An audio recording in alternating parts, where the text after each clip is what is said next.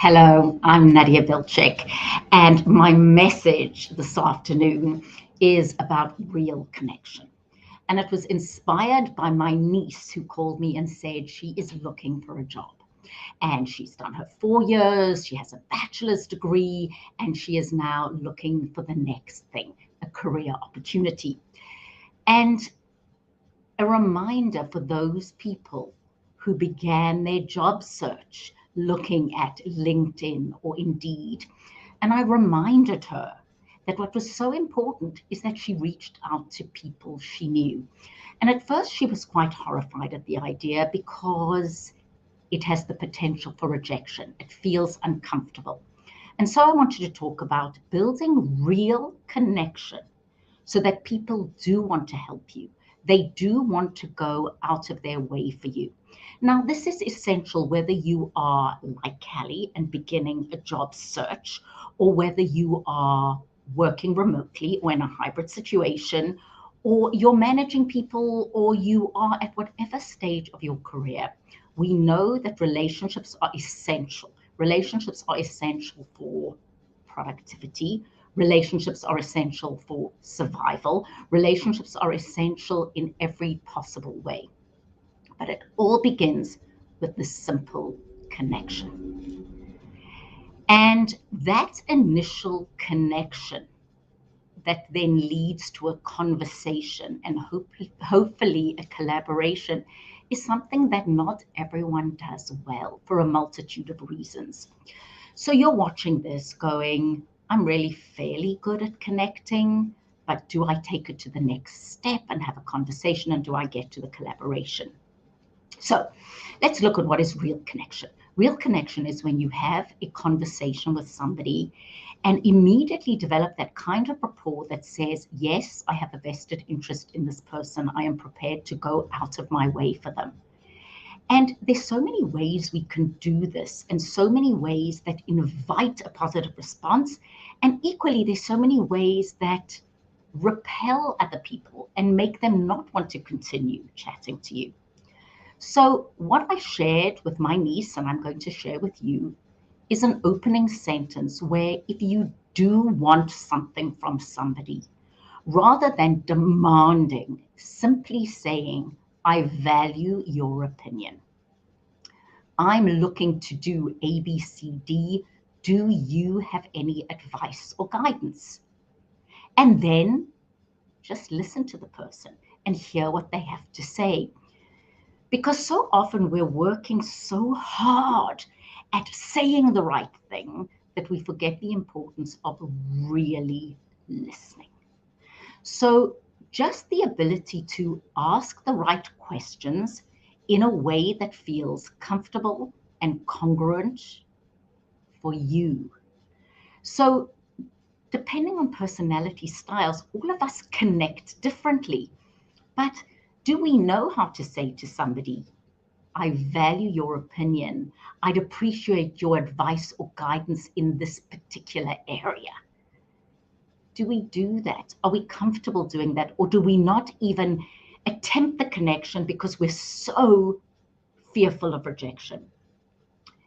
When I arrived from Johannesburg, South Africa to Atlanta, Georgia in 1997, I came from having a primetime anchor position and being a household name and having to rebrand myself.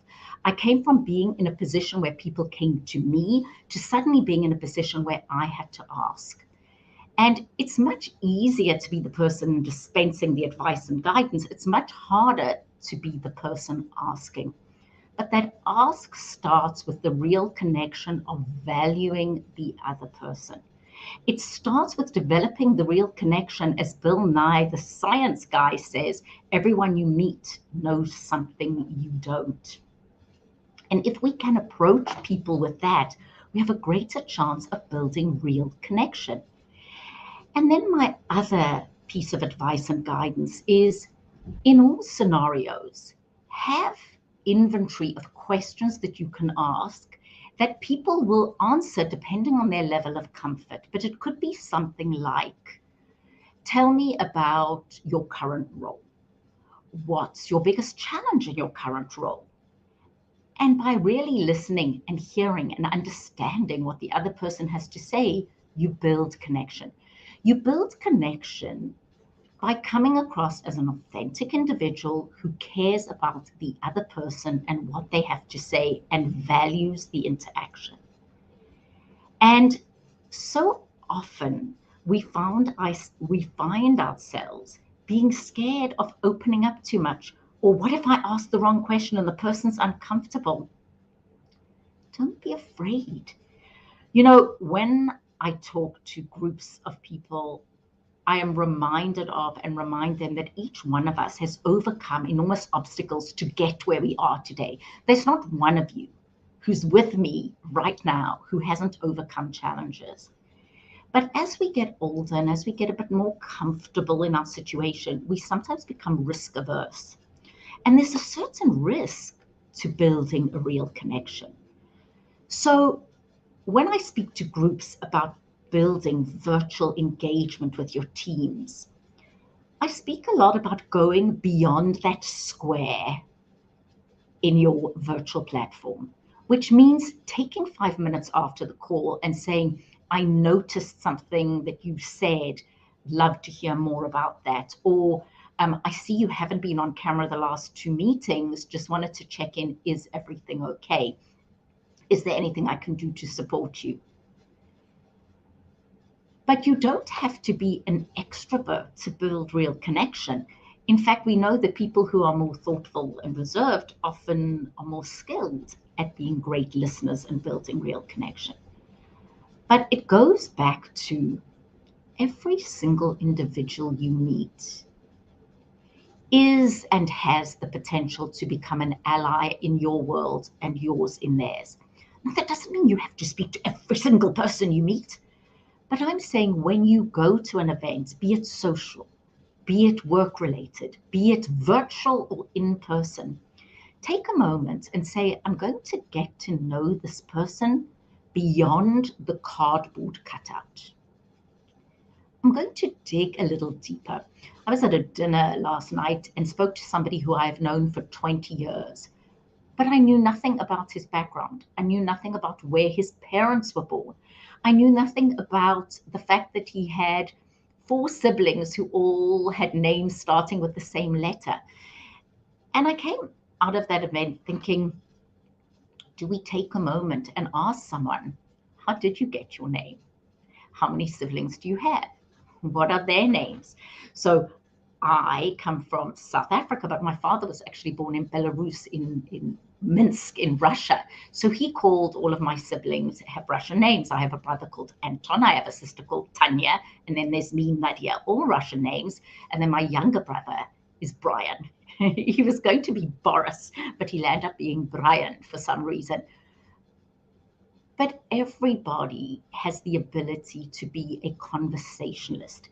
Everybody has the ability to connect by asking the right questions and then being genuinely interested and saying to yourself, I'm not just going to ice skate. So what do I mean by ice skating? Ice skating is I go to an event, personal or professional, in-person or virtual or hybrid, and I'm just going to dial it in.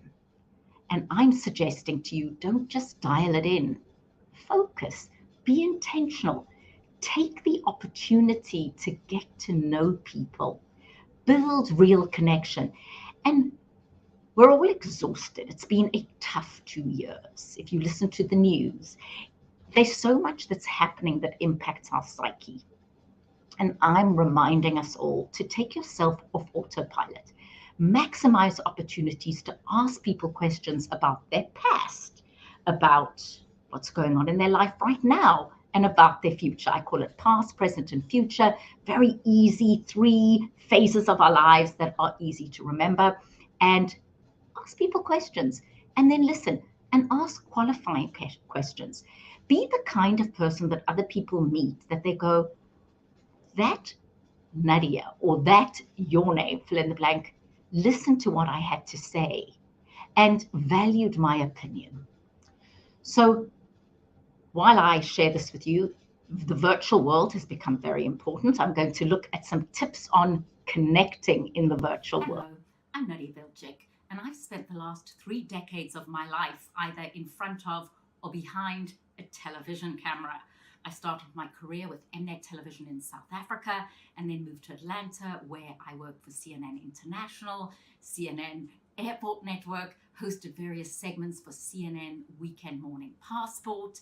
And one of the highlights of that was when John Oliver featured me on his show using some of my segments talking about the World Cup. I always say we helped bring down FIFA. The reality is that my ability to communicate via a television camera has been absolutely critical for my career. But with our new virtual worlds, we all now have to learn to communicate via camera, and that is our computer camera. And there's certain skills that it requires to come across as authentic and confident and comfortable. And I'd love to teach you those skills. Because we think it's very easy to go from in-person to on-camera, the adaptation is a lot harder than we think. One of the things I get asked a lot is where you should look. And looking into your camera is a skill, but it's counterintuitive because you want to look down at the people who are speaking. So there's technique in being able to shift between the two. I have a green screen behind me, which is why the wonderful producer of this video has managed to key in some background. But you don't have to have a green screen, but is your background assisting you in coming across as credible and competent and knowledgeable? So please join me on my webinars and individual coaching on how you can come across with confidence on camera and really make sure that all your virtual interactions are collaborative and engaging. So go onto my website, which is nadiaspeaks.com.